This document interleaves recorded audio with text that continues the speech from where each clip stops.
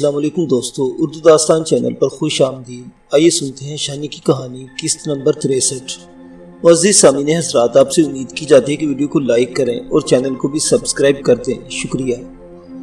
شانی اور مہناز سکتہ زدہ کھڑی تھی۔ رستم انہیں خاصے فاصلے پر نظر آ رہا تھا۔ دھماکے سے 1 یا 2 سیکنڈ پہلے رستم نہ صرف بھاگتے بھاغتے رک گیا تھا بلکہ گھٹنے زمین پر ٹیک کر بیٹھ گیا تھا۔ اب اس نے یازدہ انداز میں اپنا سر دونوں ہاتھوں میں تھام رکھا تھا۔ دھماکے والی جگہ سے گرد و غبار کا ایک مرغولہ فضا میں بلند ہوا تھا۔ اس مرغولے میں مرنے والے کے کپڑوں کی سفید دھچیاں بھی نظر آئی تھی۔ حیرت اور افسوس کے چند لمحے گزر گئے تو لالا فرید، سراج و دراج، بلال اور بہت سے دوسرے لوگ جائے حادثہ کی طرف بڑھے۔ رستم بھی اب اٹھ گیا تھا اور اس مقام کی طرف جا رہا تھا جہاں تاؤ کا بدنصیب ملازم بھاگنے کی کوشش بارودی سرنگ سے ٹکرایا تھا۔ یہ بدنصیبی تو نہیں اور کیا تھی، تاؤ شام اور راجو کے ساتھ ساتھ اس کی رہائی بھی عمل میں آنے والی تھی۔ اپنی جلد بازی کے سبب وہ قید زندگی سے ہی رہا ہو گیا تھا۔ قریباً 15-20 منٹ بعد چند مقامی افراد پولی تھین کی ایک بڑی سی شیٹ میں مرنے والے کی باقیات لے کر چھجے میں پہنچ گئے۔ لالا فرید اپنے بندوں سے باز پوچھ کر رہا تھا کہ یہ شخص سرنگ سے کیسے نکلا۔ پتہ چلا کہ وہ پیٹ درد کا بہانہ کر رہا تھا اور کوٹری کے فرش پر لوٹ رہا تھا۔ ڈاکٹر ناصر اسے دیکھنے کے لیے اندر گیا۔ اتفاق سے اس کے ساتھ اور کوئی نہ تھا۔ اس نے ڈاکٹر ناصر کو دھکا دے کر گرایا اور راستے میں آنے والے شخص کے سر پر اس نے آہن ٹاٹ سے ضرب لگائی اور وحشت کے عالم میں چنگاڑ رہا تھا۔ یہ لگتا تھا کہ مسلسل بند رہنے سے اس پر جنون سوار ہو گیا ہو۔ اس شخص کے بارے میں پہلے بھی یہ اطلاع تھی کہ وہ ہر وقت واویلا کرتا رہتا ہے۔ تو شام کو اپنی کارندے کی ہلاکت کی خبر مل گئی تھی، لیکن اس کے چہرے پر کوئی خاص تاثر نہیں آیا۔ شاید اسے اپنی پڑی ہوئی تھی۔ ویسے بھی نوکر چاکر ایسے لوگوں کے لیے کیڑے مکوڑوں کی طرح ہوتے ہیں۔ شانی میاں کی حویلی میں شام کا سلوک نوکر اور نوکرانیوں سے دیکھی چکی تھی۔ نوکر کے مرنے کی خبر سن کر شام نے بس ایک بار ناپسندیدگی سے سر ہلایا اور منہ میں کچھ بڑبڑا کر رہ گیا۔ شانی کو کچھ بدحواس بلکہ فاتر العقل سا محسوس ہوا۔ چودھری کو کیا ہوا ہے؟ شانی نے قریب کھڑا لالا فرید سے پوچھا۔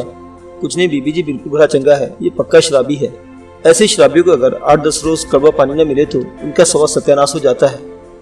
اوپر سے تھوڑی بہت مار بھی لگائی ہے رستم نے، دراج نے دھیمی آواز میں کہا۔ پورے ڈیرے میں سنسنی سی پھیل گئی تھی۔ جہاں تک دھماکے کی آواز سنی گئی وہاں تک لوگ چونکے تھے۔ اب وہ چھجے کے سامنے جمع ہو رہے تھے۔ ان میں سے کچھ آگے جا کر مرنے والے کی باقیات بھی ملاحظہ کر رہے تھے۔ یہ جو کچھ ہوا تھا اس میں ڈیرے والوں کا کوئی قصور نہیں تھا۔ بھی صورتحال میں ایک شدید قسم کا تناؤ پیدا ہو گیا تھا۔ اس موت کی ذمہ داری کسی نہ کسی طور پر ڈیرے والوں پر عائد ہوتی تھی، لیکن دوسرے پہلو سے یہ دیکھا جائے تو شام اور اس کے ساتھی کسی بھی طور رعایت کے مستحق نہیں تھے۔ ابھی بارودی سرنگ کے دھماکے سے کچھ دیر پہلے جو اطلاع شانی کو ملی تھی وہ کچھ کم اندوناک نہیں تھی۔ چودھری شام کے تاثرات سے واضح ہو چکا تھا کہ مہینے کی حویلی میں وہ ڈاکٹر محسن کی جان لے چکا ہے۔ رات 9 بجے کے لگ بھگ شعلوں کی روشنی میں مرنے والے ملازم ساجن کو ڈیرے کے چھوٹے سے قبرستان میں نوجوان اباگیر کے پہلو میں دفنا دیا گیا۔ کچھ لوگ اپنے ارد گرد والوں کو زندگی میں رلاتے رہتے ہیں، لیکن ان کی موت پر کوئی رونے والا نہیں ہوتا۔ اگلے روز رات کو میٹنگ پھر وہیں سے شروع ہوئی جہاں دھماکے کے سبب ختم ہوئی تھی۔ شام کے ہاتھ پوچھ پر باندھ کر اسے پھر چھجے کے کمرے میں لایا گیا۔ لالا فرید، رستم اور دراج اور شانی بھی کمرے میں موجود تھی۔ شام کے سانولے چہرے پر چوٹوں کے تازہ نشان تھے۔ کل شام کے منہ سے ڈاکٹر محسن کے لاپتہ ہونے کی اطلاع سن کر رستم غصے سے بے قابو ہوا تھا اور اس نے شام کی اچھی خاصی مرمت کر ڈالی تھی۔ بات چیت شروع ہونے کے بعد شام نے اس بات کا اعتراف کیا کہ ڈاکٹر محسن مینا کے حویلی میں زندگی کی بازی ہار چکا ہے۔ رستم کے پوچھنے پر اس نے ٹوٹی پھوٹی لہجے میں کہا، اسے سرسام ہو گیا تھا، بخار اس کے سر کو چڑھ گیا تھا، الٹی سیدھے باتیں کرتا تھا، رات کو پانی پینے کے لیے اٹھا تو گر گیا، پھر اس کا سر منجی کے پاوے کے ساتھ لگا، پھر وہ اٹھ نہیں سکا۔ بکواس کرتا ہے تو؟ رستم نے اسے بالوں سے پکڑ کر جھنجھوڑا۔ تیرے منہ میں کتے سے زیادہ پلیز زبان ہے، تو نے اس کو مارا ہوگا، تڑپا تڑپا کر اور اڑا اڑا کر افندی کی طرح اسے بھی چھت سے الٹا لٹکایا ہوگا اور اس کی جان نکلنے کا تماشا دیکھا ہوگا۔ نہیں، میں اپنے پتر کی قسم کھاتا ہوں، مجھ سے کوئی بھی بڑی سے بڑی قسم کھا لو، وہ بیمار ہونے سے مرا تھا۔ پر اگر وہ بیمار بھی ہوا ہوگا تو کیوں ہوا ہوگا؟ رستم پکارا، کتے کے تخم، تو نے اس کے لیے جینا حرام کر دیا ہوگا، اس بھرے مانس بندے کو موت کے اور زندگی کے درمیان لٹکا دیا ہوگا۔ وہ بیچارہ شہر میں اپنا گھر بار چھوڑ کر تم لوگوں کے زخموں پر مرہم رکھنے کے لیے آیا تھا۔ تم نے اسے زخم ضبط کیا اور موت کے منہ میں دھکا دیا۔ تم اس کے ساتھ رستم کے ہونٹوں سے شام کے لیے بے ساختہ ایک گندی گالی نکل گئی۔ گالی دینے کے بعد وہ ایک دم گمسم سا ہو گیا۔ غالباً اسے احساس بھی اتنا شدت کے ساتھ ہوا تھا کہ شانی کے سامنے ایسا نہیں ہونا چاہیے تھا۔ شام سر جھکائے کرسی پر بیٹھا تھا جیسے ایک مجرم بغیر کسی وکیل دلیل کے کٹہرے میں ہو۔ لالا فرید نے بات آگے بڑھاتے ہوئے کہا، چودھری تم تو کہتے تھے کہ تم نے ڈاکٹر محسن اور اس کی بیوی ڈاکٹر زیب کو ایک ہی کمرے میں یا کوٹری میں رکھا ہوا تھا۔ شام نے اس بات میں سر ہلایا۔ فرید بولا، اب تم بکرے کو ڈاکٹر محسن شدید بیمار تھا اور وہ پانی پینے کے لیے اٹھا تو گر گیا۔ شام خاموش رہا۔ فرید نے زہریلے لہجے میں پوچھا، ڈاکٹر کی بیوی اس وقت کہاں تھی؟ رستم پکارا، وہ حویلی کی کسی شرابی چودھری کے کمرے میں ہوگی، اور کہاں ہوگی؟ اس کے ساتھ ایک سناٹے کا تھپڑ اس نے چودھری کے سامنے چہرے پر مارا۔ چودھری کا سر بڑے زور سے دیوار سے ٹکرایا اور ناک کے زخم سے تازہ خون بہنے لگا۔ صاف پتہ چل رہا تھا کہ شانی کی موجودگی کے سبب رستم خود پر بے پناہ ضبط کر رہا تھا، ورنہ شاید اسی جگہ مار مار کر چودھری کی کھال اس کے جسم سے علیحدہ کر دیتا۔ شانی نے ہاتھ کے اشارے سے رستم کو اشارہ کیا کہ وہ تحمل کا ثبوت دے۔ اس کی لاش کہاں دفن کی تم لوگوں نے؟ شانی نے حشام سے پوچھا۔ قبرستان میں رات کے وقت، حشام نے مختصر جواب دیا۔ اور ڈاکٹر زیب اب واقعی حویلی میں ہے یا کہیں اور رکھا ہے اسے؟ نہیں، حویلی میں ہے، حشام نے سر جھکا کر جواب دیا۔ اور ڈاکٹر بہروز کہاں ہے؟ حشام خاموش رہا۔ رستم نے ایک بار پھر بھڑک کر اس کا سر کے بال مٹھی میں جکڑ لیے اور اس کا چہرہ اوپر اٹھا لیا۔ حرامزادے، بی بی کیا پوچھ رہی ہے تجھ سے؟ ڈاکٹر بہروز کہاں ہے؟ وہ نارپور میں تھا، حشام نے اٹک ٹکر جواب دیا۔ اس نے تھا کا لفظ استعمال کیا تھا۔ شانی کے جسم میں سرد لہر دوڑ گئی، کہیں وہ بھی تو جان کی بازی نہیں ہار چکا تھا۔ وہ زندہ ہے یا مر گیا ہے؟ رستم نے حشام کے سر کو بری طرح جھنجھوڑ کر پوچھا۔ زندہ ہے، پر میں 1.5-2 مہینے سے اسے نہیں ملا۔ حشام نے رستم کی براہمی دیکھ کر جلدی سے جواب دیا۔ 2-4 منٹ کی مزید پوچھ گچھ کے بعد لالا فرید نے ٹھہرے ہوئے لہجے میں حشام کو مخاطب کرتے ہوئے کہا، ہمارا فیصلہ ہے کہ اگر تم اور تمہارا بیٹا یہاں سے اپنی جان چھڑانا چاہتے ہو تو تمہیں دونوں ڈاکٹروں کو چھوڑنا پڑے گا اور انہیں حفاظت سے جوہر آباد عارف کمبو کے پاس پہنچانا پڑے گا۔ دوسری شرط تاوان کی ہے۔ رستم نے تھوڑی پکڑ کر حشام کا جھکا ہوا سر اوپر اٹھایا۔ تمہارے وارثوں کو 20 لاکھ روپے دینا ہوگا، اس میں ایک پیسے کی کمی بیشی نہیں ہوگی، نہ ہی دونوں ڈاکٹروں کی فوری واپسی کی کوئی رعایت ہوگی۔ کچھ دیر پہلے شانی رستم فرید نے علیحدہ مشورہ کیا تھا اور اس میں ان مطالبوں کو حتمی شکل دی گئی تھی۔ گروہ کے سردار کی حیثیت سے فرید نے کہا، حشام، جو کچھ تو کر چکا ہے اور اس کے بعد تم باپ بیٹا پر وہی دہی ڈال کر تازی کتے چھوڑ دیے جائے تو یہ بھی کم ہے۔ بی بی جی کو دعائیں دو جن کی کوشش سے تمہاری جان بچنے کی صورت پیدا ہوئی ہے، لیکن ایک بات کان کھول کر سن لو، جو کچھ ہم کہہ چکے ہیں اس پر کسی طرح کی سودے بازی نہیں ہوگی۔ تیرے وارثوں کو بس ہاں یا نا میں جواب دینا ہے۔ ابھی کچھ دیر میں ہم تجھے ٹیپ ریکارڈر دیں گے، اپنے پچھلوں کو تو نے جو بھی بک بک کرنی ہے اس میں کر لینا۔ اگلے 1 گھنٹے میں شانی نے بلال سے کہہ کر ایک طویل خط چودھری حشام کے رواحقین کے نام لکھا۔ اس خط میں یہاں کی تمام صورتحال وضاحت سے بیان کی گئی اور دونوں مطالبات کا ذکر بھی تفصیل سے کر دیا گیا۔ آخر میں شانی نے خصوصی طور پر یہ جملے لکھوائے، لالا گروپ کے لوگوں سے طویل بات چیت کے بعد یہ سب کچھ طے ہوا ہے۔ یہ لوگ مزید کوئی رعایت دینے کو تیار نہیں۔ ان کا کہنا ہے کہ اب ہمارا جواب بس ہاں یا نا میں ہونا چاہیے۔ لالا فرید کا ایک بندہ دلاور، مکھیا دراج اور تیسرے شخص کے ساتھ آپ کی طرف آ رہا ہے۔ یہ اس بات کی تصدیق کرے گا کہ ڈاکٹر بہروز اور لیڈی ڈاکٹر زیب جوہر آباد میں عارف کمبو کے پاس پہنچ چکے ہیں۔ اس کے علاوہ رقم بھی کیش کی صورت میں دلاور کے حوالے کرنا ہوگی۔ دلاور کے واپس پہنچتے ہی یہ لوگ چودھری حشام اور چھوٹے چودھری راجو کو رہا کر دیں گے۔ یہ لالا فرید اور اس کے ساتھیوں کی ذمہ داری ہوگی کہ وہ حفاظت سے اگلے ڈیرے پر پولیس فورس تک پہنچا دے۔ اس خط کے ساتھ چودھری حشام اور چھوٹے چودھری راجو کی ٹیپ شدہ آواز بھی ارسال کر رہے ہیں۔ یہ دونوں بالکل خیریت سے یہاں موجود ہیں۔ خط لکھنے کے دوران میں رستم نے چودھری حشام اور راجو کی آواز بھی ریکارڈ کر لی تھی۔ راجو نے تو چودھری قادر کو مخاطب کرتے ہوئے جملے ہی بولے تھے۔ ان جملوں میں اس نے کہا تھا وہ خیریت سے ہے، لیکن جلد سے جلد ان ویران پہاڑیوں سے نکل کر اپنے گاؤں آنا چاہتا ہے۔ اپنے گھر اور گھر والوں کو یاد کر کے وہ آبدیدہ ہو گیا تھا اور اس کی آواز لڑکھڑانے لگی تھی۔ تاہم چودھری حشام نے 15-20 منٹ ٹیپ ریکارڈ کروائی۔ اس میں چودھری نے اپنے پچھلوں کو بتایا کہ رقم کہاں سے اور کیسے حاصل کرنی ہے۔ ایک جگہ اس نے چودھری بشیر کا نام بھی لیا تھا اور قادر سے کہا تھا کہ چودھری بشیر کے ذمے پچھلے سال کی کپاس کا 1.5 لاکھ روپے واجب الادا ہے، یہ روپے چودھری بشیر سے لے لیا جائے۔ اس کے علاوہ اس نے گجرانوالہ میں ایک بینک سے رقم نکلوانے کے لیے اپنے ایک بھتیجے کو بھی کچھ ہدایات دی تھی۔ ریکارڈنگ کے آخر میں اس نے چودھری قادر سے کہا تھا کہ ڈاکٹر بہروز جہاں اور جس حالت میں بھی ہے اسے میانہ پہنچا دیا جائے اور وہاں سے لیڈی ڈاکٹر کو لے کر دونوں کو حفاظت سے جوہر آباد میں عارف کمبو یا چودھری نواب کے حوالے کیا جائے۔ چودھری نے اپنے رواحقین کو اپنی خیر خیریت سے آگاہ کیا تھا۔ اس کے ساتھ ساتھ ڈپٹی راز کا نام لے کر خصوصی درخواست کی تھی کہ اس سارے معاملے میں کسی طرح کا بل فریب نہ رکھا جائے، کیونکہ یہاں ان دونوں کی جان کو شدید خطرہ ہے۔ یہ ریکارڈ شدہ کیسٹ خط سمیت مکھیا دراج کے حوالے کر دی گئی۔ شانی نے وقت رخصت دراج کو کچھ ضروری ہدایات بھی دی۔ اگلے دن صبح 7 بجے کے قریب مکھیا دراج دلاور اور اس کا ایک ساتھی مظفر گھوڑوں پر سوار اگلے ڈیرے کی طرف روانہ ہو گئے۔ شانی دراج کو جو ضروری ہدایات دی تھی ان میں ایک یہ بھی تھی کہ وہ فی الحال حشام کے ملازم کی موت کا ذکر کسی سے نہیں کرے گا۔ اب صورتحال ایسی ہو گئی تھی کہ شانی اور بلال وغیرہ کو کم از کم 3 سے 4 دن یہاں مزید رہنا تھا۔ 3-4 دن سے پہلے دراج اور دلاور کی واپسی کسی طور ممکن نہیں تھی، بلکہ ہو سکتا تھا کہ اس سے زیادہ وقت لگ جائے۔ شانی کے دل کی عجیب کیفیت تھی۔ پرسوں اسے معلوم ہو گیا تھا کہ رستم نے یہاں شادی کر لی اور اس کی بیوی کوئی اور نہیں نادیہ تھی۔ रावलपिंडी में कैंप के दौरान शानी ने नादिया को बहुत अच्छी तरह देखा और परखा था। इसने रुस्तम के लिए नादिया के वालिहाना प्यार को भी महसूस किया था। इन दोनों के दिल में ख्वाहिश पैदा हुई थी कि नादिया किसी तरह रुस्तम की जिंदगी में आ जाए और वो दोनों आजाद इलाके की तरफ कहीं निकल जाए। शानी ने महसूस किया था कि नादिया रुस्तम की जिंदगी में खुशियां ला सकती है और इसका इतना ख्याल रख सकती है जितना शायद कोई और न रख सके। अब वही हुआ जो शानी ने माजी में चाहा था। रुस्तम न सिर्फ आबाद दुनिया से दूर इन पहाड़ों में चला आया था, बल्कि नादिया भी बीवी की हैसियत से इसके साथ थी। फिर अब इसके सीने में धुआं सा क्यों भर रहा था? वो इतनी घुटन क्यों महसूस कर रही थी?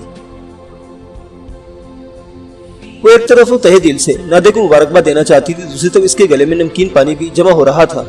लगता था कोई शय अचानक कहीं गुम हो गई हो। वो नादिया से मिलना चाहती थी, इसके पास बैठकर इससे बातें करना चाहती थी, लेकिन नादिया को रुस्तम ने ओझल कर दिया था। परसों शानी को मालूम हुआ कि 2 नंबर सुरंग में थी और वहाँ मुकामी क्लिनिक में इसका इलाज हो रहा था। दूसरे कमरे में लाला फरीद की बीवी महनाज के पास पहुंची थी, जो बर्तन मांज रही थी। शानी ने पूछा, हनीफा कहाँ है? महनाज ने जवाब दिया, वो दवा खाने में नादिया के पास है। रात को रुस्तम भी वही था। क्यों, खैरियत है? नादिया की तबीयत कुछ खराब है, इसे उल्टी भी हो रही थी। यहाँ के लोग कहते हैं जिस छिपले से काटा था इसमें 4 काली भिड़ों जितना जहर होता है। अभी इसे ठीक होने में 3-4 दिन लगेंगे। शानी ने महनाज को साथ लिए नादिया को देखने सुरंग की तरफ चल दी। शानी को यह डेरे पर खासा प्रोटोकॉल दिया जा रहा था। वो जिधर से गुजरती इसके रास्ता छोड़ दिया जाता। इससे बात करते हुए किसी को इसकी तरफ निगाह नहीं उठाता था। यहाँ तक कि यहाँ का कत्ता धत्ता लाला फरीद भी बेहद एहतराम से बात करता था। लाला का एक करीबी साथी काठिया शायद महनाज के अखम में था और बड़े अदब से चंद कदम का फासला रखकर चल रहा था। सुरंग में दाखिल होकर शानी क्लिनिक के सामने पहुंची तो इत्तला पाकर डॉक्टर नासिर खुद बाहर आ गया। शायद वो चंद साल पहले तक शक्ल सूरत से डॉक्टर लगता होगा, मगर अब तो यहाँ के माहौल में खुद भी जराइम पेशा इश्तिहारी ही नजर आने लगा था। दाढ़ी मूछे झाड़ झनकार की तरह थी, सर के बाल खासे लंबे थे। बहरहाल इसका लिबास इसे दूसरे से मुमताज करता था। वो एक बोसीदा सी पुतलून कमीज में दिखाई देता था। शानी ने इससे नादिया के बारे में पूछा।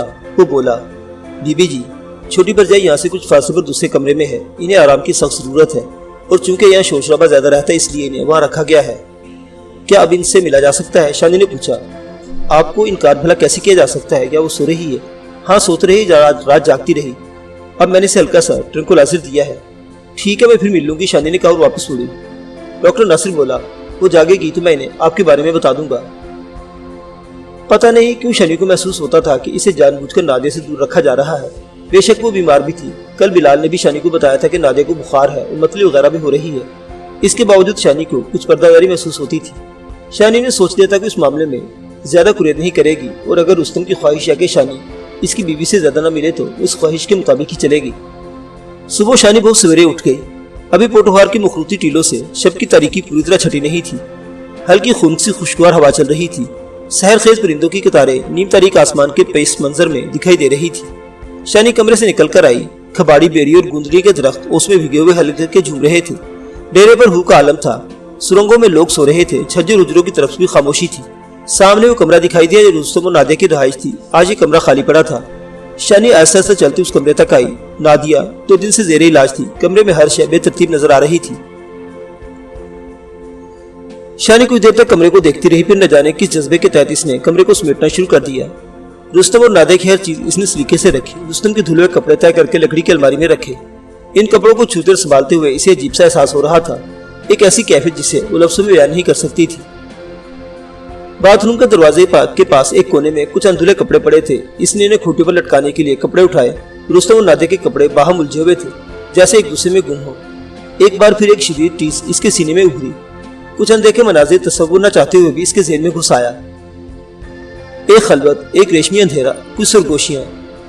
वो इस तस्वुर को ज़हन से झटकने लगी और ख्वामखा चीजों को तेजी से इधर उधर रखने लगी। इसने एक कमीज अलमारी में रखने के बजाय खाने वाली ट्रे में रख दी और प्लेटेड ट्रे में रखने के बजाय कपड़े वाली अलमारी में घुसा दी। फिर वो खुद ही सरपटाई और तरतीब को दुरुस्त किया। पता नहीं क्यों इसका दिल एकदम रोने को चाहा। वो ऐसी तो नहीं थी, सख्त तरीन हालात में खुद को संभाले रखती थी। न आंख नम होने देती थी, न चेहरे पर बेचारगी आने देती थी। रंग वाली की बड़ी चौधरानी की तरह वो अपना सर ऊंचा और दिल मजबूत रखती थी। मगर आज सूरत कुछ मुख्तलिफ थी। नामालूम वजूह की बिना पर आंसुओं का तुंद रेला आंखों के बंद तोड़े जा रहा था। वो बाथरूम में चली गई और रोने लगी। गर्म उबलते हुए आंसू ने बड़ी खामोशी से इसके चेहरे को तितर बितर किया। जिंदगी में पहली बार ऐसा हुआ था कि वो रो रही थी और इसे ये मालूम नहीं था कि क्यों रो रही है। कुछ देर बाद दिल का बोझ हल्का महसूस होने लगा। वो अच्छी तरह चेहरा धोकर बाहर आ गई। इसे अंदेशा था कहीं महनाज जाग न गई हो, लेकिन ऐसा होता तो इसे ढूंढती हुई यहाँ तक पहुंच जाती। کمرے میں ارد گرد بدستور روح کا عالم طاری تھا۔ رونے کے بعد شانی کی طبیعت میں عجیب سا سکون آ گیا تھا۔ کل شانی نے رستم کا لباس دیکھا تھا، وہ کافی گندا تھا، اسے بدلے جانے کی ضرورت تھی۔ ایک دھلی ہوئی قمیص تو شانی کو نظر آئی، لیکن اس کے ساتھ ہم رنگ شلوار نہیں ملی۔ دوسری قمیص کی شلوار تو موجود تھی، مگر قمیص کی جیب ادھڑی ہوئی تھی اور گریبان کے بٹن بھی نہیں تھے۔ پتہ نہیں کیوں شانی کا دل چاہا کہ رستم کے آنے سے پہلے اس کے کپڑے پہننے کے لیے تیار کر دے۔ اس نے الماری سے سوئی دھاگا تلاش کیا اور بٹن ڈھونڈ کر انہیں قمیص پر ٹانگنے کے بعد ادھڑی ہوئی جیب کو درست کیا۔ اب استری کا مرحلہ تھا۔ استری یہاں کوئلے والی استعمال ہوتی تھی۔ شانی کچن میں گئی۔ مہناز اور لالا فرید بدستور گھوڑے بیچ کر سو رہے تھے۔ یہاں اسے کون دیکھ رہا تھا؟ شانی نے انگیٹھی میں پختہ لکڑی جلا کر کوئلے بنائے اور ایک چمٹے کی مدد سے انہیں استری میں رکھا۔ کچھ ہی دیر بعد وہ رستم کے دھلے ہوئے کپڑے استری کر رہی تھی۔ بعد میں ایک دو جوڑے سے نادے کے بھی استری کر ڈالے۔ اس دوران میں قریبی کمرے سے مہناز کے بولنے کی آواز آنے لگی۔ شانی نے رستم کا جوڑا الماری میں لٹکایا اور کچن میں آ گئی۔ مہناز کے کچن میں پہنچنے سے پہلے اس نے چائے تیار کر لی۔ اب مہناز کو ناشتہ بنانے کی جلدی تھی۔ وہ بولی، آج کافی دیر ہو گئی ہے، ابھی رستم آ جائے گا اور اس نے رات کو بھی کچھ نہیں کھایا تھا، پتہ نہیں کہ اپنی طرف سے اتنا لاپرواہ ہو رہا ہے۔ شانی نے چونک کر مہناز کی طرف دیکھا، جیسے اس کے تاثرات جاننا چاہ رہی ہو۔ کہیں مہناز اور رستم کے حوالے سے کچھ کہنا تو جانتی تو نہیں، لیکن مہناز کے تاثرات سے کچھ بھی اندازہ نہیں ہوا۔ مہناز آٹا گوندھ رہی تھی جب کمرے میں ننھے ٹیبو نے رونا شروع کر دیا۔ مہناز اس کے پاس گئی، معلوم اس کے کان میں درد ہو رہا ہے۔ مہناز اس کی دیکھ بھال میں لگ گئی۔ شانی نے اس سے کہا، چلو تم بچے کو دیکھو، میں ناشتہ بناتی ہوں۔ نہ بھائی نہ، مہناز نے جلدی سے کہا، کیوں میرے بندے سے مجھے پھینٹی لگوانی ہے؟ تم ہماری خاص الخاص مہمان ہو، تم سے روٹیاں پکواؤں گی تو سب ڈنڈا لے کر میرے دوالے ہو جائیں گے۔ میں اپنی خوشی سے کر رہی ہوں، اس میں کون سی ایسی بات ہے؟ ایک دو منٹ تک دونوں میں خاصی بحث ہوئی۔ آخری شانی نے اپنی بات منوا لی۔ ٹیبو بھی مسلسل رو رہا تھا۔ مہناز اس کے پاس چلی گئی۔ لاہور میں لفافہ میک کر جنگ تھے اور اس کے بیٹے گلابے کا گھر چھوڑنے کے بعد شانی نے کوئی گھریلو کام نہیں کیا تھا۔ آج اتنے دن بعد ناشتہ تیار کرتے ہوئے اسے عجیب سا لگ رہا تھا اور بہت اچھا بھی۔ پتہ نہیں کیوں اسے ایسا لگ رہا تھا کہ وہ یہ سب کچھ رستم کے لیے کر رہی ہے۔ ایک بار پھر اس سے جدا ہونے سے پہلے وہ اپنے ہاتھوں سے کچھ کرنا چاہتی ہے۔ روزمرہ کے چھوٹے موٹے معمولی کام، کیا خبر پھر کبھی کوئی ایسا موقع ملے یا نہیں۔ وہ ایک دو آخری بہت ضروری باتیں بھی رستم سے کہنا چاہتی تھی، جو امید تھی اگلے دن اسے باتیں کہنے کا موقع ضرور مل جائے گا۔ اس نے بڑی چاہتوں سے پرتوں والے پراٹھے بنائے، انڈوں اور پیاز کا آملیٹ بنایا اور ساتھ میں رستم کا پسندیدہ سوجی کا حلوہ بھی تیار کیا۔ کچھ دیر بعد رستم اور بلال ساتھ ساتھ آتے دکھائی دیے۔ بلال رستم کے ساتھ بہت گھل مل گیا تھا، وہ اکثر رستم کے ساتھ ہی نظر آتا تھا۔ وہ خوش گفتار اور بے تکلف شخص تھا، اس کی دلیری اور ہمت بھی ہر شے سے بالاتر تھی۔ اگلے ڈیرے سے روانہ ہونے کے بعد جب ان کا واسطہ آوارہ گردوں کی ٹولی سے پڑا تھا، بلال نے دراج کے ساتھ مل کر جیداری سے مقابلہ کیا تھا۔ اس واقعے میں بلال کی حاضر دماغی بھی کھل کر سامنے آئی تھی۔ رستم، فرید اور بلال ناشتہ کرنے لگے۔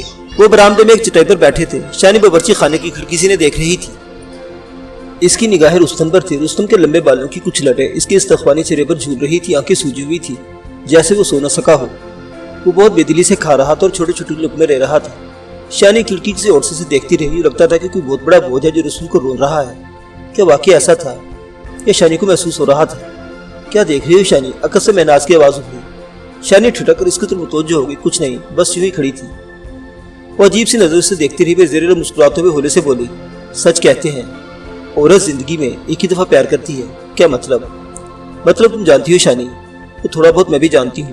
فرید نے مجھے بتایا تھا، اخبار میں بھی تمہارے رستم کے بارے میں کچھ باتیں آتی ہیں۔ پرانے اخبار اس ڈیرے تک پہنچ ہی جاتے ہیں۔ شانی کو تھوڑا سا غصہ آیا، لیکن مہناز کے لہجے میں پیار، ہمدردی اور دانائی کی ایسی لہر تھی کہ اپنے غصے کا اظہار نہ کر سکی۔ مہناز بولی، تمہاری طرح میں بھی عورت ہوں، عورت کی مجبوریاں سمجھتی ہوں۔ تمہارے خاندان کی عزت تھی، تمہارے بزرگوں کی نیک نامی تھی، اور بات صرف تمہارے میکے ہی نہیں، تمہارے سسرال بھی تم پر پورا حق جتا رہے تھے۔ اور بھی شاید تمہاری قسمت کا پھیر تھا کہ تمہیں پیار بھی ایک ایسے مرد سے ہوا جو لوگوں کی نظر میں ڈاکو قاتل تھا۔ تمہاری جگہ کوئی بھی دلیر سے دلیر عورت ہوتی، وہ اس پیار میں بس ایک حد تک ہی جا سکتی۔ شانی اب جواب میں کچھ بھی نہیں کہہ سکی۔ مہناز سلسلہ کلام جاری رکھتے ہوئے بولی، لیکن میں سمجھتی ہوں کہ ایک موقع پر تم نے سب کو توڑا بھی ہے۔ کھٹولی کے میلے میں سینکڑوں لوگوں کے سامنے تم نے خود کو رستم پر گرایا اور اس کے حصے کی لاٹھی اپنے پنڈے پر کھائی۔ وہ بڑی جرت والا کام تھا، لیکن یہاں تم سے غلطی ہوئی۔ شانی، کم از کم میں تجھ سے غلطی سمجھتی ہوں، تم پتہ نہیں کیا سمجھتی ہو۔ کون سی غلطی؟ شانی نے ہولے سے پوچھا۔ جب کھٹولی کے میلے والا سارا واقعہ ہو گیا، ہر چیز کھل کر سامنے آ گئی۔ تمہارے رستم کے پیار کے بارے میں کسی کے دل میں کوئی شک و شبہ باقی نہ رہا۔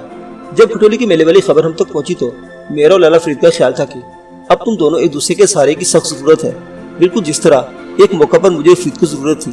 ہمارے تمہارے حالات میں کوئی زیادہ فرق نہیں تھا۔ شانی سمجھو کہ یہ بھی ایک شریف گھر کی لڑکی اور ایک اشتہاری مجرم کی پیار کی کہانی ہے۔ اس وقت میں نے اپنے طور پر فیصلہ کیا تھا اور ہر طرف سے آنکھیں بند کر کے فرید کا ہاتھ تھام لیا تھا۔ ہمارا خیال تھا کہ تم اور رستم ایک ہو جاؤ گے، لیکن پھر پتہ چلا کہ رستم کسی اور لڑکی کے ساتھ پوٹھوہار کی طرف آیا۔ اس کے بعد دیکھو مہناز آپا، یہ میرے ذاتی فیصلے ہیں اور ذاتی زندگی کے بارے میں فیصلے ہر کوئی کر سکتا ہے۔ شانی کا لہجہ روکھا تھا۔ تمہاری بات بالکل ٹھیک ہے شانی، لیکن میں اس میں غلطی کی بات کر رہی ہوں جو میرا خیال ہے تم سے ہوئی ہے۔ میری رائے میں یا تو کھٹولی میلے والا واقعہ نہیں ہونا چاہیے تھا، یا پھر اس وقت رستم کا ساتھ نہ دے کے بجائے تمہیں ہونا چاہیے تھا۔ میری بات کا برا نہ ماننا، میں صرف بڑی ہونے کی حیثیت سے اپنے دل کی بات تم سے کہہ رہی ہوں۔ شانی خاموش ہے، اس کے چہرے پر ناراضگی کے آثار تھے۔ وہ مہراز کو کیسے بتا دی کہ وہ اتنی پتھر نہیں جتنے سے سمجھا جا رہا ہے، اور اگر پتھر بھی تھی تو محتم بستی میں گونجنے والے ایک محبت بھرے گیت کی حرارت میں پتھر پگھل گیا تھا۔ ہزاروں آوازوں نے ہم آہنگ ہو کر کہا تھا منجا پیاری منجا، اور وہ ساری مصلحتوں اور اندیشوں کو بالا طاق رکھتے ہوئے اپنے دل کو منانے میں کامیاب ہو گئی تھی۔ لیکن اس کے بعد جو کچھ ہوا وہ حالات کو کہیں سے کہیں لے گیا۔ پھر اسے اپنے بزرگوں کی یہ دلیل نہایت وزنی ماننا پڑی کہ اگر وہ رستم کے ساتھ ہی رہی، اس کا ساتھ دینے کی کوشش کرنے لگی تو وہ پولیس کے مہلک ترین گھیرے سے نہیں نکل سکے گی۔ اور پھر کچھ کہے بغیر سنے بغیر چلا گیا، اور اب چند ماہ گزرنے کے بعد شانی کو محسوس ہونے لگا تھا کہ جو کچھ ہوا بے شک بہت غمناک تھا، لیکن شاید یہی واحد راستہ تھا۔ شانی نے جوہر آباد اور رنگ والی میں عام لوگوں کی تکلیفیں دکھ دیکھے تھے۔ اس نے وہاں جاہلیت و ہم پرستی کی وہ محیط سائے دیکھے تھے جن کے ڈانڈے پیر قدرت اللہ اور اس کے چیلے چانٹوں سے ملتے تھے۔ یہ سب کچھ اسے بےحد عجیب اور بےحد ناقابل قبول لگا تھا۔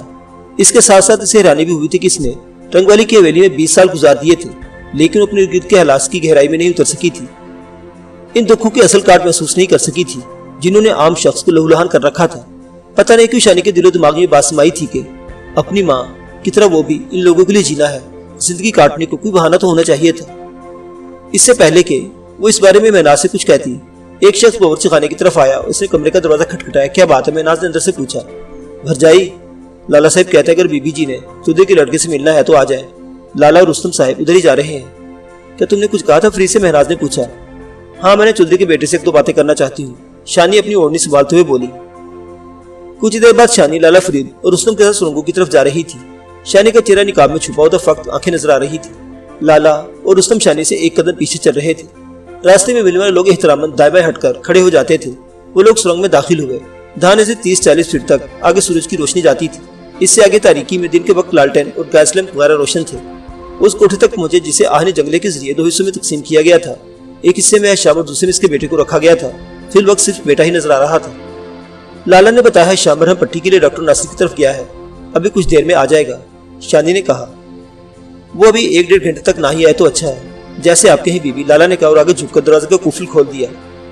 راجو مردانہ شلوار قمیص میں تھا اور دیوار سے ٹیک لگائے بیٹھا تھا۔ اس کی تھوڑی اور کانوں کے نیچے داڑھی کے بال بڑے ہوئے تھے۔ یہی حال اس کے سر کے بالوں کا بھی تھا۔ وہ خاصا کمزور اور لاچار نظر آ رہا تھا۔ اس نے شانی کو دیکھا اور دیکھتا ہی رہ گیا۔ بہرحال اس نے شدید حیرت ظاہر نہیں کی۔ اس سے اندازہ ہوتا تھا کہ چودھری شام نے اس نے شانی کی موجودگی کے بارے میں تھوڑا بہت بتا دیا ہے۔ شانی اندر گئی تو سیدھا ہو کر بیٹھ گیا، تاہم اسے اٹھنے کی کوشش نہیں کی۔ شانی اس کے قریبی میلک چلی چٹائی پر بیٹھنے لگی تو رستم نے جلدی سے کہا ٹھہرے بی بی۔ اسے اپنے کندھے سے چادر اتار کر شانی کی طرف بڑھائی تاکہ اسے نیچے بچھا سکے۔ شانی نے شکر کے ساتھ چادر واپس کر دی اور راجو کے قریب تھوڑی سی جگہ پر اپنی اوڑھنی کے پلو سے صاف کر کے وہیں چٹائی پر بیٹھ گئی۔ کیسے ہو راجو؟ شانی نے اس کے کندھے پر نرمی سے ہاتھ رکھتے ہوئے کہا۔ وہ خاموش رہا۔ اس کے چہرے کا رخ شانی کی طرف نہیں، پتھریلی دیوار کی طرف تھا۔ میں تم دونوں کو یہاں سے لے جانے کے لیے آئی ہوں راجو۔ مجھے پوری امید ہے کہ ہم ایک دن واپس روانہ ہو جائیں گے۔ اب راجو نے ذرا سا چونک کر شانی کی سمت دیکھا۔ شانی نے اس بات میں سر ہلایا۔ ہاں راجو، بس تو بندوں کا انتظار ہے، وہ میانہ گئے ہوئے ہیں، جیسے ہی واپس آتے ہیں ہم یہاں سے روانہ ہو جائیں گے۔ پھر شانی چونک گئی۔ راجو کی آنکھوں سے آنسو ٹپ ٹپ گرے۔ وہ بہت غمزدہ نظر آ رہا تھا۔ کسی جذبے سے مغلوب ہو کر شانی نے راجو کو اپنے ساتھ لگا لیا۔ وہ اور شدت سے رونے لگا۔ بس آنسو گر رہے تھے، آواز نہیں آ رہی تھی۔ اس کا سر شانی نے اپنے کندھے پر رکھا ہوا تھا۔ یہ لڑکا اس چودھری زادے سے مختلف تھا جس سے شانی کی ملاقات چند ماہ پہلے مینا کی حویلی میں ہوئی تھی۔ وہ تو چمکیلے لاچے کرتے میں ملبوس، غرور کے نشے میں ڈوبا ہوا، زمین کو اپنے پاؤں سے رودتا ہوا چلتا تھا۔ نوعمری میں اس کی آنکھوں میں ہر وقت سرخ ڈورے تیرتے تھے اور اپنے ارد گرد موجود جوان نوکرانیوں کو وہ کھا جانے والی نظروں سے گھورتا تھا۔ حشام کی حویلی کا وہ حصہ اس چودھری زادے کے لیے جنس کا اکھاڑا تھا۔ وہ وہاں جس وقت چاہے کشتی لڑنا شروع کر دیتا تھا۔ کسی میں جرت نہیں تھی کسے روک سکے۔ صفیہ جیسے نہ جانے کتنی خوبرو لڑکیاں اس کم عمری میں ہی راجو کے ہاتھوں روندی گئی تھی۔ آج فرعون صرف چودھری کا یہ بے لگام و سرکش بیٹا واقعی ایک نارمل لڑکا نظر آ رہا تھا۔ حالات کی سختی و بے رحمی نے اسے اذیت کے بھٹی میں تپایا تھا اور اس کے اندر کا بہت سا میل کچیل اس کے جسم سے علیحدہ کر دیا تھا۔ شانی نے ایک ہاتھ اس کے سر پر اپنے شانے سے لگائے رکھا اور دوسرا ہاتھ اس کی کچھ پر پھیر اسے دلاسا دیتی رہی۔ رستم اور لالا اسے یہاں چھوڑ کر واپس جا چکے تھے۔ صرف بڑی مونچھوں والا ایک کرک صورت رائفل مین دروازے سے باہر نگرانی کے لیے کھڑا تھا۔ یہی کوٹری تھی جس میں راجو کئی روز تک اذیت کا نشانہ بنایا گیا۔ اسے عورتوں والے کپڑے پہننے پر مجبور کیا گیا تھا۔ غالباً اسے چودھری شام کی طرح جوتے میں پانی وغیرہ پینے پر مجبور نہیں کیا گیا تھا، لیکن مار پیٹ تو یقیناً اس کے ساتھ بھی ہوئی تھی۔ شانی کو اس کے ہاتھوں اور کلائیوں پر نیل پڑے نظر آئے، پاؤں بھی ضربات اور سوجن کے آثار تھے۔ اس کا لباس بے حد خستہ ہو چکا تھا، نہانے کو سہولت نہ ہونے کے سبب جسم سے بو اٹھ رہی تھی۔ شانی نے اندازہ لگایا کہ راجو سے بات چیت کے لیے یہ کوٹری اور یہ ماحول ہرگز مناسب نہیں۔ اس نے باہر کھڑے چکرخ چہرہ مچھل کو اشارے سے بلایا۔ وہ بڑے احترام سے نگاہ چکا اندر آ گیا۔ شانی نے اسے ہدایت کی کہ وہ راجو کے نہانے اور کپڑے بدلنے وغیرہ کا انتظام کرے۔ قریباً 1 گھنٹے بعد شانی اور راجو ایک بار پھر آمنے سامنے تھے، تاہم اس مرتبہ یہ پہلے والی کال کوٹری نہیں تھی۔ یہ 2 نمبر سرنگ کا ایک حصہ تھا۔ یہ ایک صاف ستھرا کمرہ تھا، یہاں دیواروں کو پلاسٹر کیا گیا تھا۔ الماری میں کچھ دوائیں وغیرہ رکھی تھی، غالباً مرغیوں اور مویشیوں کے استعمال کی دوائیں تھیں۔ یہاں فرش پر دری بچھی تھی اور لکڑی کی 2-3 کرسیاں رکھی تھی۔ شانی اور راجو کرسی پر بیٹھ گئے۔ راجو بہتر حالت میں دکھائی دیتا تھا۔ جب شانی نے اس سے پوچھا کہ اس نے یہاں آنے سے پہلے کوکب کو تلاش کرنے کی کوشش کی تو وہ بولا، پچھلے 2-3 مہینوں میں یہی کرتا رہا ہوں، 2-3 بار پاک پتن شریف بھی گیا ہوں، کچھ فائدہ نہیں ہوا۔ پتہ نہیں اس کے ماں باپ اسے لے کر کہاں چھپ گئے ہیں۔ راجو کے لہجے میں افسردگی تھی۔ کہتے ہیں راجو کے ڈھونڈنے والے کو بھی رب ملتا ہے، تم اگر واقعی کوشش کر رہے ہو تو تمہیں بھی کوکب مل جائے گی۔ کس وقت تو مجھے لگتا ہے کہ شاید وہ بدل گئی ہے۔ پاک پتن میں جہاں وہ رہتی تھی وہاں 7 سال والے گھر میں اس کی ایک سہیلی بھی تھی۔ ہم دونوں کے چکر کے بارے میں سب کچھ جانتی تھی، کیونکہ اسے اپنا تھا پتہ بتا سکتی تھی۔ وہ اسے کچھ بتا کر نہیں گئی، شاید اس لیے کہ کہیں ڈھونڈتا ہو اس تک نہ پہنچ جاؤ۔ لیکن اس کا یہ مطلب تو نہیں کہ راجو تم سے پیار نہیں کرتی۔ ہو سکتا ہے اسے گھر چھوڑتے وقت اتنا موقع ہی نہ ملا ہو، یا پھر اس کے ماں باپ نے اسے سختی سے منع کر دیا ہو۔ تمہیں بتانا تھا کہ راجو کے لڑکیوں کی بہت سی کمزوریاں اور مجبوریاں ہوتی ہیں، انہیں کوئی قدم اٹھانے سے پہلے بار بار سوچنا پڑتا ہے، بے شمار باتوں کو دھیان میں رکھنا پڑتا ہے۔ پھر اب میں کیا کروں؟ میں اخبار میں اشتہار دینے سے تو رہا، اور میری سمجھ میں کچھ نہیں آیا۔ کسی وقت تو دل کرتا ہے کہ خود کو پستول سے گولی مار لوں۔ وہ ایک دم آزردہ ہو گیا، آنکھیں بھر آ گئی۔ پھر وہی مایوسی اور بیوقوفی کی باتیں۔ شانی سے ڈانٹا، میں نے تمہیں کہا تھا نا کہ تمہارا کام کوشش کرنا ہے، اور کوشش کا مطلب صرف اسے ڈھونڈنا ہی نہیں، اپنے آپ کو بدلنا بھی ہے۔ کیا تم نے بھی خود کو بدلنے کی کوشش بھی کی ہے؟ راجو نے سر جھکا لیا۔ میں کیا پوچھ رہی ہوں، تم اپنے اندر کوئی تبدیلی لائے ہو؟ شانی نے کہا۔ وہ چند لمحے خاموش رہا، پھر بولا، اور کیا تبدیلی لاؤں؟ سب کچھ تو چھوڑ دیا ہے۔ 4 مہینے ہو گئے ہیں نشے والے سگریٹ کو بھی ہاتھ نہیں لگایا، اب تو خالی سگریٹ بھی چھوڑ دیا ہے۔ VCR کی اور گانوں کی ساری قسطیں نہر میں پھینک دی ہیں۔ اس کنجری کو بھی واپس بھیج دیا ہے جو ابے نے میرے ساتھ چھوڑی ہوئی تھی۔ وہ اپنے مخصوص لہجے میں بولا، اور وہ نوکرانیاں جو ہر وقت تمہارے آلے دوالے رہتی تھی، ان میں بس 2-3 ہیں۔ پر اب وہ کہتے کہتے خاموش ہو گیا، تب اس کی بات شانی کی سمجھ میں آ گئی۔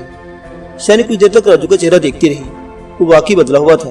اس کے چہرے کی کمزور سی چمک اس کے اندر ہونے والی صفائی کی گواہی دے رہی تھی۔ شانی کی ہونٹوں پر ایک غیر محسوس مسکراہٹ آ گئی۔ وہ بولی، اگر تم ٹھیک ہو گئے ہو راجو تو سمجھو کہ سب ٹھیک ہو گیا ہے۔ وہ سوالے نظروں سے کی طرف دیکھنے لگا۔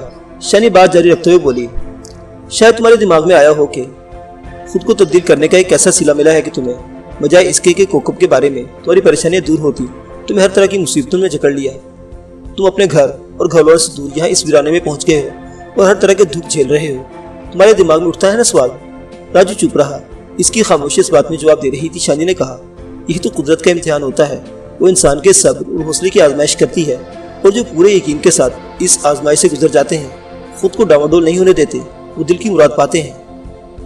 وہ خاموش بیٹھا رہا۔ نیم تاریخ سرنگ کے کسی دور دراز گوشے میں مؤذن کی مدھم آواز اٹھتی رہی۔ کمرے سے باہر رائفل بردار مچھل کسی مجسمے کی طرح ساکت اور بادب کھڑا رہا۔ آخر راجو اپنے سر کے گیلے بالوں کو مٹھی میں جکڑے ہوئے دھیمے لہجے میں بولا، میری سمجھ میں کچھ نہیں آ رہا، لیکن میری سمجھ میں آ رہا ہے۔ شانی ترنت بولی، میرا خیال ہے تمہاری آزمائش کی گھڑیاں ختم ہو رہی ہیں۔ کیا مطلب؟ شانی نے زہریلا مسکرا کر گہری سانس لی اور کرسی کی پوچھ سے ٹیک لگا کر بولی، تمہارا ابا جب مجھے پکڑ کر حویلی میں لایا تھا تو میرے ساتھ ایک بالکل چھوٹے قد کا بندہ بھی تھا، اسے ڈولا کہتے ہیں، تم بھی یقیناً اسے جانتے ہو۔ راجو نے شانی کی طرف دیکھا، پھر کچھ نہ سمجھتے اس بات میں سر ہی لایا، جانتے ہو بندہ کہاں سے آیا ہے؟ کہاں سے؟ اس لڑکی کی طرف سے جس کے بارے میں تمہارا خیال ہے کہ وہ تمہیں بھول چکی ہے یا اس نے تم سے پیار ہی نہیں کیا تھا، تو تم کیا کہنا چاہتی ہو؟ وہ بندہ جسے ہم ڈولا کہتے ہیں تمہاری کوکی کی طرف سے آیا ہے، تمہیں در بدر ڈھونڈتا پھر رہا ہے، اس لیے کہ کوکی کو تمہارے بچھوڑے نے بستر سے لگا رکھا ہے، وہ تمہارے غم میں بیمار ہے، تمہیں دیکھنے کے لیے ترس رہی ہے۔ راجو حیرت سے شانی کی طرف دیکھتا چلا جا رہا تھا۔ تمہیں کس نے بتایا یہ سب کچھ؟ راجو نے پوچھا۔ خود ڈولے نے، حویلی میں تمہارے باپ نے اسے میرے ساتھ ہی بند کر دیا تھا، میری طرف سے اسے بہت مارا پیٹا گیا، زنانہ کپڑے پہنائے گئے، سردیوں کی ایک طویل رات میں لالٹین کی روشنی میں بیٹھ کر اس نے مجھے اپنی رودات سنائی تھی۔ اس نے بتایا تھا کہ کوکب اور اس کی بڑی بہن سنبل نے گھر والوں سے چوری چھپے اسے تمہاری تلاش میں بھیجا ہے، وہ دونوں بہنوں کی بتائی ہوئی نشانیوں کے ذریعے تمہیں ڈھونڈتا پھر رہا تھا۔ کوکی کا وہ کیا لگتا ہے کوکی کا؟ راجو الجھے ہوئے لہجے میں پوچھا۔ کوکی کا کچھ نہیں لگتا ہے، اور اس بیچارے کو کوکی کی بڑی بہن سنبل اچھی لگتی ہے، وہ چپکے چپکے بڑے عرصے سے اسے چاہتا ہے۔ کوکی تمہارے غم میں بیمار تھی اور اس کی بیماری نے سنبل کو بے حال کر رکھا تھا، ڈولے نے سب کچھ دیکھا نہیں گیا، تمہیں تلاش کرنے کے لیے نکل کھڑا ہوا۔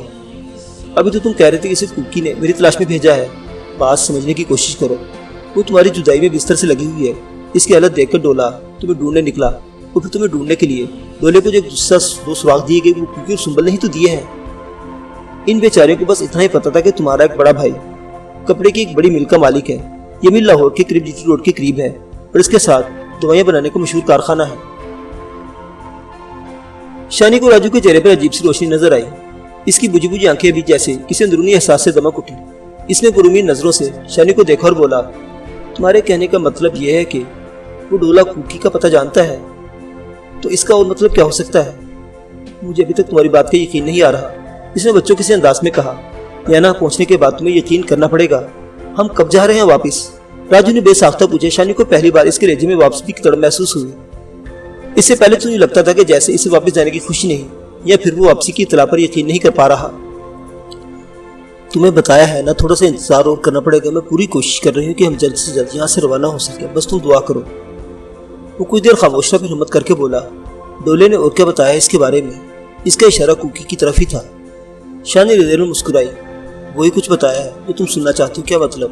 وہ تمہارے بچھوڑے میں بے حال ہے، تمہارے انتظار میں ایک ایک گھڑی گن کر گزار رہی ہے۔ پر اس کے بابا جی اب کیا کہتے ہیں؟ وہ بھی وہی کچھ کہتے ہیں جو تم سننا چاہتے ہو، لیکن یہ ساری باتیں میں تمہیں ابھی نہیں بتا سکتی۔ فی الحال بڑی مشکل سے وقت نکال کر تمہارے پاس آئی ہوں، مجھے کئی ضروری کام نمٹانے ہیں، کل یا پرسوں میں تمہارے پاس آؤں، اس وقت تک تم بالکل فریش ہو جاؤ۔ فریش سمجھتے ہو نا؟ تازہ بتازہ۔ اس نے اس بات میں سر ہلا دیا۔ راجو سے مل کر شانی نے ڈاکٹر ناصر کی کلینک کا رخ کیا۔ وہ نادر سے ملنا چاہ رہی تھی، اسے امید تھی کہ آج ڈاکٹر ناصر اس کے راستے میں رکاوٹ نہیں ڈالے گا۔